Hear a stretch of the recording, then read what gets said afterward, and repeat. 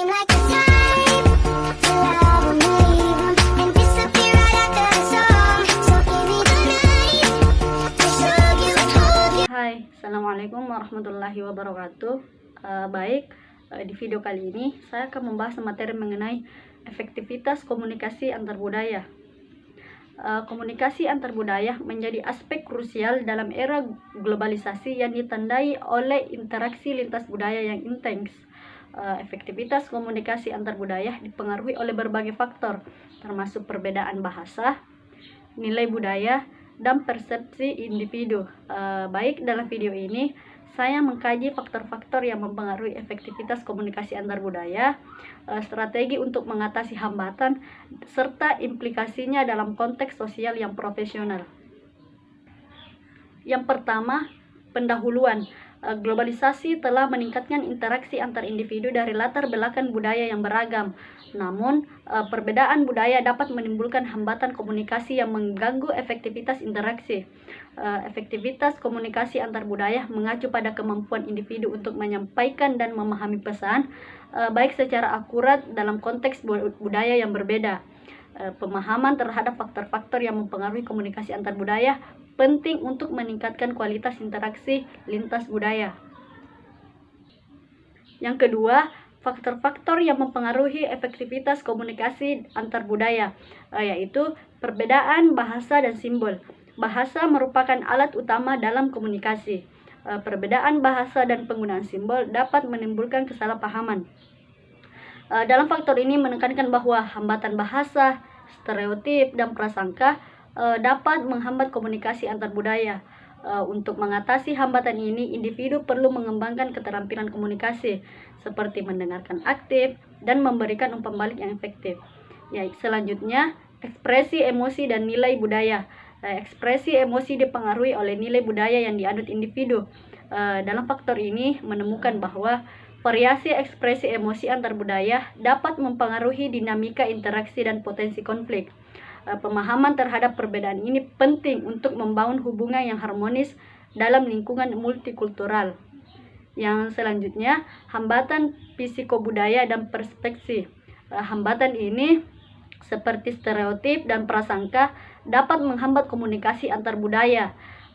Ekspresi ini atau faktor ini menunjukkan bahwa hambatan psikobudaya memiliki pengaruh signifikan terhadap efektivitas komunikasi antar suku Sunda dan non-Sunda.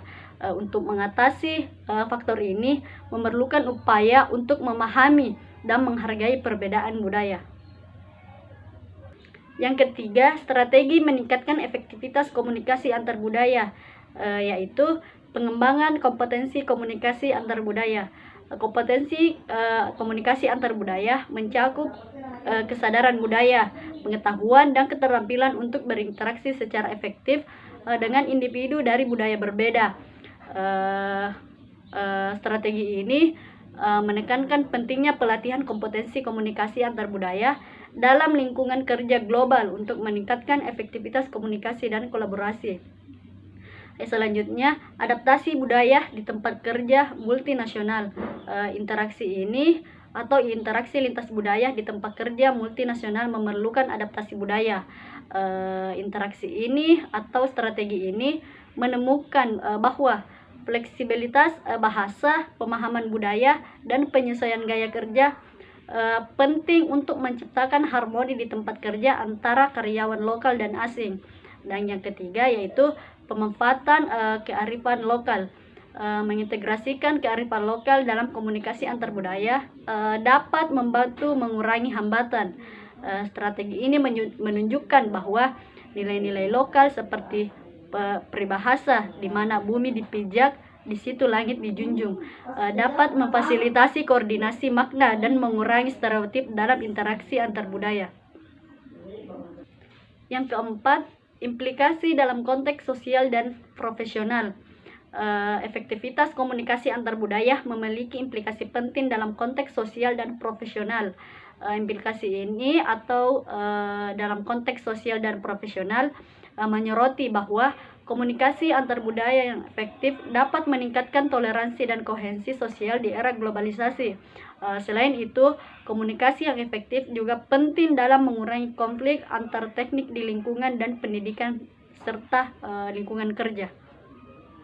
Dan yang terakhir yaitu kesimpulan, di mana efektivitas komunikasi antar budaya dipengaruhi oleh berbagai faktor termasuk perbedaan bahasa, nilai budaya, dan persepsi individu. Strategi juga untuk meningkatkan efektivitas komunikasi antar budaya meliputi seperti pengembangan kompetensi komunikasi, adaptasi budaya, dan pemanfaatan kearifan lokal. Peningkatan efektivitas komunikasi antar budaya penting untuk membangun hubungan yang harmonis, baik dalam masyarakat multikultural dan lingkungan serta kerja global. Baik, mungkin hanya itu yang dapat saya sampaikan. Kurang dan lebihnya mohon dimaafkan. Assalamualaikum warahmatullahi wabarakatuh.